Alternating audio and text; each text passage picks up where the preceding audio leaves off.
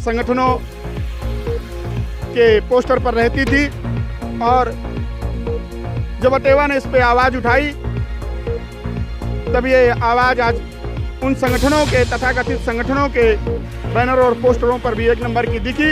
लेकिन जब 2005 में उत्तर प्रदेश में पेंशन के सवाल पर बैठक हो रही थी तो ये सभी के सभी एमएलसी सदन में मौन थे। ये ऑन द कार्ड है सदन की कार्रवाई। डॉक्टर हरिप्रकाश यादव को अटेवा ने चुनाव मैदान में उतारा है और इलाहाबाद झांसी अपना तक निर्वाचन क्षेत्र का सभी शिक्षक, कर्मचारी और बेरोजगार नौजवान साथी अपनी मांग के साथ उनके साथ है। देखिए, प्रश्न बार बार उछलता है कि अटेवा क्यों चुनाव लड़ना चाहता है और अटेवा पेंशन की लड़ाई लड़ रहा है, तो इसको चुनाव में आने की क्या ज़रूरत है। क्योंकि मैं माध्यमिक का अध्यापक हूँ और मुझे चुनाव में वोट करना है और वोट करना है तो मैं पेंशन विहीन हूँ, तो मैं पेंशन विहीन को वोट नहीं दूंगा, अटेवा को वोट नहीं दूंगा। तो मेरी समझ में ये नहीं आता है कि जो लोग प्रश्न उठाते हैं उनसे पूछूं कि किसको मैं वोट करूं। इतने दिनों से जो लोग मठाधीश लोग बैठे हुए हैं, पुरानी पेंशन में होते हुए भी पुरानी पेंशन ले रहे हैं, उसके बाद भी हम लोगों के लिए पुरानी पेंशन की बात कहीं करने से हिचकते हैं। तो मेरी समझ में नहीं आता है कि अगर अटेवा मैदान में है और पेंशन विहीन साथी अगर मैदान में है और वो हमारे हक की लड़ाई भी लड़ रहा है और वो सदन में जाकर हमारी बात को मजबूती से रखना चाहता है, तो मैं अगर उसको वोट न करूं या उसका समर्थन न करूं तो किसका समर्थन करूं। कि जाके पैर न फटी हवाई ओ क्या जाने पीर पर आई। और जब हमें भूख लगी है तो ये जो पेट भर करके घूम रहे हैं ये हमारे लिए कोई संघर्ष कर नहीं सकते। हम लोगों को तो इस समय उसमें ये बरगलाया गया था कि पुरानी पेंशन को अब पुनः लागू नहीं कराया जा सकता और हम लोग उसी उहापोह में कई सालों तक घूमते रहे, भटकते रहे। लेकिन अटेवा जब से स्थापित हुआ इसने उस ब्रह्मा की लकीर को मिटाने का प्रयास किया है और पुरानी पेंशन के लिए एक उम्मीद जगाई। अभी लोग जान चुके हैं, युवा जाग चुका है, वो जान चुका है कि एमएलसी होते क्या हैं और उनके मुद्दे क्या हैं। तो युवाओं के अपने मुद्दे हैं, बेरोजगारी का मुद्दा है, निजीकरण का मुद्दा है कि जब नौकरी रहेगी तभी तो हम पेंशन के लिए लड़ेंगे। तो जैसा कि अटेवा ने खड़ा किया है डॉक्टर हरिप्रकाश जी को, तो अटेवा ये इसलिए उसने खड़ा किया है कि पेंशन की बात को सदन तक लेके जाएं। हम सभी युवा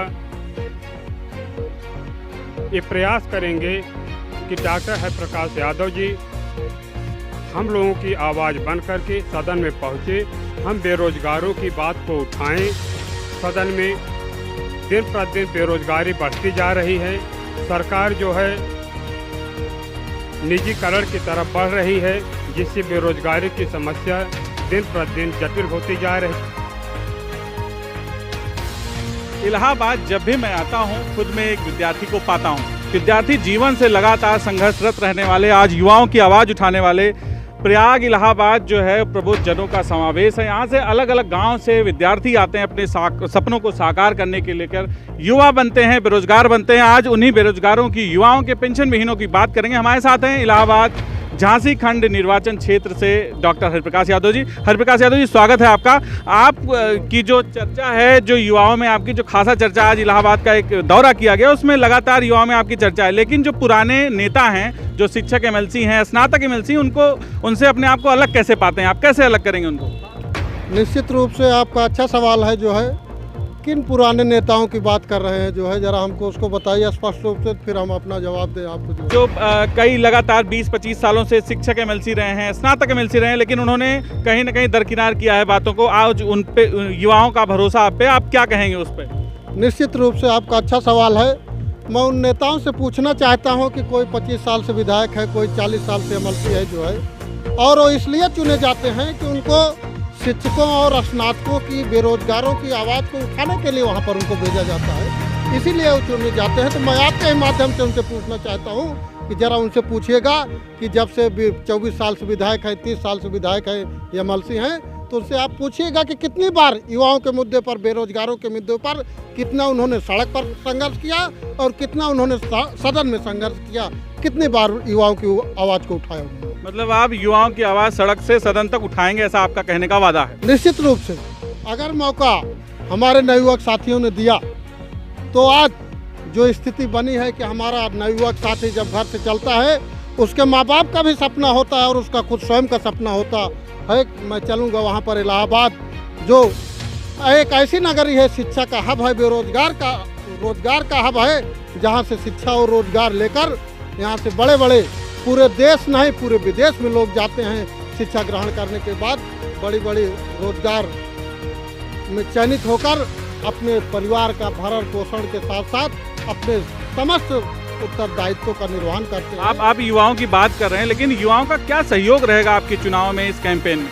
निश्चित रूप से युवाओं का सहयोग मैं तो नहीं कहता हूं जो है, लेकिन जो हमने अभी तक सन 96 में इलाहाबाद में आया और तब से लेकर 96 से शुरू किया, जब से छात्र राजनीति से लेकर आज यहीं पर रहते रहते पढ़ाई करते करते यहाँ पर रोजगार भी पाया। यहाँ इलाहाबाद में एक इंटर कॉलेज में प्रवक्ता हुआ और वर्तमान में प्रधानाचार्य के भी पद पर चयनित हो गया हूँ। निश्चित रूप से मैं उन युवाओं के बीच में लगातार रहते रहते उनके दुख दर्द को देखा हूँ, समझा हूँ। जितने भी आंदोलन हुए हैं, जैसे इलाहाबाद जनपद में बेरोजगारों के मुद्दे पर, शिक्षकों के मुद्दे पर, कर्मचारियों के मुद्दे पर, हर आंदोलन में मैं अपने को शरीक पाया हूँ। इसलिए मुझको भरोसा है कि हमारे नवयुवक साथी, शिक्षक साथी, कर्मचारी साथी जरूर हमको सहयोग करेंगे। इस इलाहाबाद झांसी स्नातक निर्वाचन क्षेत्र के चुनाव में जरूर मेरा सहयोग करेंगे, मेरा पूरा विश्वास है। अच्छा, कई ऐसे नेताओं का या कई ऐसे कर्मचारी हैं या कई ऐसे शिक्षक हैं, उनका कटाक्ष आता है कि अटेवा भी पुरानी पेंशन की लड़ाई लड़ते लड़ते मैदान में आ गए, जैसे कि आप भी विधायक बनने की प्रक्रिया में आ गए हैं। इस पर क्या कहना चाहेंगे आप पुरानी पेंशन की लड़ाई में थे और आज विधायक बनने की रेस में? निश्चित रूप से एक आपका अच्छा सवाल है और मैं जहाँ पर जाता हूँ वहाँ पर भी सवाल उठता है कि हम लोग लड़ाई लड़ रहे थे पुरानी पेंशन की, और आज लोगों का सवाल होता है कि आप पुरानी पेंशन की लड़ाई लड़ते लड़ते खुद पेंशन की व्यवस्था करने लगे। निश्चित रूप से बड़ी ईमानदारी के साथ, बड़ी बेबाकी के साथ मैं उसका उत्तर देना चाहता हूँ कि सही बात है कि अटेवा और मैं व्यक्तिगत स्वयं जब से अटेवा का आंदोलन चला, हम लोग पुरानी पेंशन की लड़ाई लड़ रहे थे।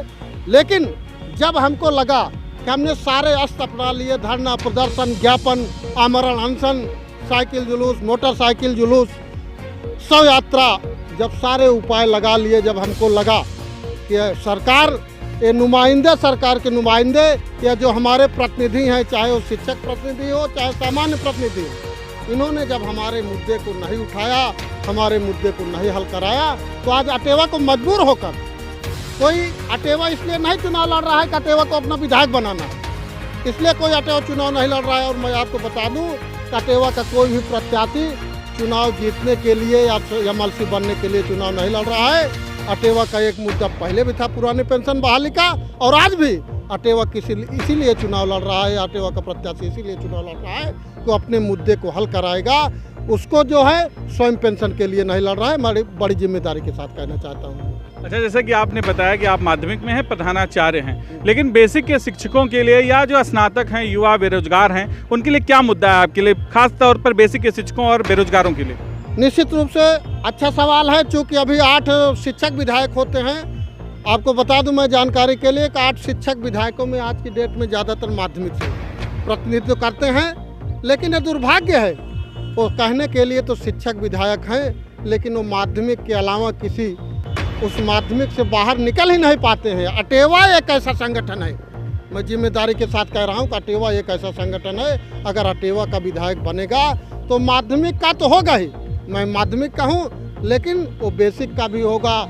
बाल विकास पुष्टाहार से लगाकर सफाई कर्मचारी से लगाकर जितने भी सरकारी कर्मचारी हैं, वो सबके हितों की रक्षा के लिए प्रयास निरंतर करेगा, आज भी कर रहा है। सारे शिक्षक कर्मचारी की पेंशन की लड़ाई अटेवा लड़ रहा है, और हम चुनाव जीतेंगे तो माध्यमिक के साथ साथ दूसरे विभागों के मुद्दों की भी चर्चा जरूर होगी सदन में। और रही बात बेरोजगारों की, तो मैं आपको विश्वास दिलाना चाहता हूं, क्योंकि मैं भी उसी दौर से गुजरा हूं। यहाँ पर लगभग 15 साल तक बेरोजगारी का जीवन जीना हूँ, और आज भी उन्हीं बेरोजगारों के बीच में सलोरी जैसी डेलीगेसी में रहता हूँ। मैं रोज़ उनकी समस्याओं से रूबरू होता हूँ, तो मुझे अच्छी तरह से वाकिफ़ है कि कैसे वो बेरोजगार बेचारे यहाँ आकर 2000-2500 रुपये में कमरा लेकर अपना सारा जीवन खपा रहे हैं, लेकिन उनके मुद्दे को कोई उठाने वाला। और जो चुनाव मैं लड़ रहा हूँ, स्नातक का चुनाव, स्नातक का मतलब ही है कि जो विधायक चुना जाए वो इन बेरोजगारों, शिक्षकों, कर्मचारियों के मुद्दे को वहाँ पर उठाए। लेकिन आज दुर्भाग्य है कि जो 24 साल से विधायक हैं वो आज तक इन बेरोजगारों के मुद्दे को कभी उठाए नहीं। मैं बड़ी ईमानदारी के साथ आपको कहना चाहता हूँ कि अगर आपके माध्यम से उन युवाओं से अपील भी करना चाहता हूँ, अगर आप लोगों ने सहयोग दिया, विश्वास जताया, भरोसा जताया, तो आपको परिवर्तन नजर आएगा कि किसी नवयुवक को आपने एमएलसी बनाया है, अपने हितों की रक्षा के लिए आपने उनको एमएलसी बनाया है। अच्छा, इस यूट्यूब चैनल के माध्यम से एक आखिरी सवाल, आप क्या अपील करना चाहते हैं अपने स्नातक जो क्षेत्र के निर्वाचन क्षेत्र के जो मतदाता हैं उनसे क्या अपील करना चाहते हैं? मैं उनसे यही अपील करना चाहता हूं, अपने स्नातक निर्वाचन क्षेत्र के समस्त शिक्षकों, कर्मचारियों, बेरोजगार साथियों, सभी से एक ही अपील करना चाहता हूं कि मित्रों, आइए अटेवा के साथ आप लोग जुड़िए। अटेवा कोई राजनीतिक दल नहीं है। अगर आप राजनीतिक दल के साथ जुड़ेंगे तो राजनीतिक दल के प्रत्याशियों की अपनी मजबूरियां होती हैं, लेकिन अटेवा के साथ ऐसी कोई मजबूरी नहीं है। अगर आप अटेवा के साथ जुड़ेंगे तो निश्चित रूप से हमारे ऊपर किसी का दबाव नहीं होगा। हम आम बेरोजगार के, आम शिक्षक कर्मचारियों के प्रतिनिधि होंगे। हम कोई किसी राजनीतिक दल या किसी मठाधीश के पिछलग्गू नहीं होंगे। अटेवा एक स्वतंत्र संगठन है, इसलिए मैं स्वतंत्र रूप से आप सबकी बात को, सारे शिक्षकों, कर्मचारियों, बेरोजगारों की बात को उस सदन में उठाऊंगा। इसलिए मैं सभी से अपील करना चाहता हूं कि आप सभी लोग आएं और इस अटेवा की मुहिम में, जो पेंशन की मुहिम है तो पेंशन की मुहिम, लेकिन निश्चित रूप से अगर जब हमारे साथी रोजगार नहीं पाएंगे तो हम किस पेंशन की बात करेंगे। इसलिए मैं बेरोजगार साथियों से भी निवेदन करना चाहता हूं कि आप भले आज रोजगार के लिए लड़ रहे हैं, अगर कल आप सेवा में आ जाएंगे तो निश्चित रूप से आपको पेंशन की लड़ाई में भी, इसमें भी हिस्सा आपको बनना पड़ेगा और बनना चाहिए आपको। इसलिए मैं सभी बेरोजगार साथियों से, सभी शिक्षकों से, सभी कर्मचारियों से अपील करूंगा कि आप सब लोग आएँ, इस मुहिम में अटेवा का साथ दें और अपने इस छोटे भाई को, नवयुवक प्रत्याशी को सदन में पहुँचाएँ, जिससे आपकी बात को बुलंदी के साथ वहाँ पर पहुँचा सकें। ये हैं डॉक्टर हरिप्रकाश यादव, जिन्होंने युवाओं की बात की, बेरोजगारों की बात की और बेसिक शिक्षकों के साथ साथ माध्यमिक और कई विभागों की बात की। उनकी पुरानी पेंशन बहाली, उनकी बेरोजगारी, उनकी नौकरी, उनके जो तमाम सवाल हैं जो अभी तक कहीं ना कहीं की सभी नेताओं से छूटे जा रहे थे, उनके साथ खड़े होने की बात करते हैं। देखते हैं आगे के चुनाव में इनका क्या रहता है, देखते हैं युवाओं का क्या सहयोग प्राप्त होता है, देखते हैं डॉक्टर हरिप्रकाश यादव अपने वादे पर कितना खरा उतरते हैं। बने रहिए हमारे साथ, धन्यवाद।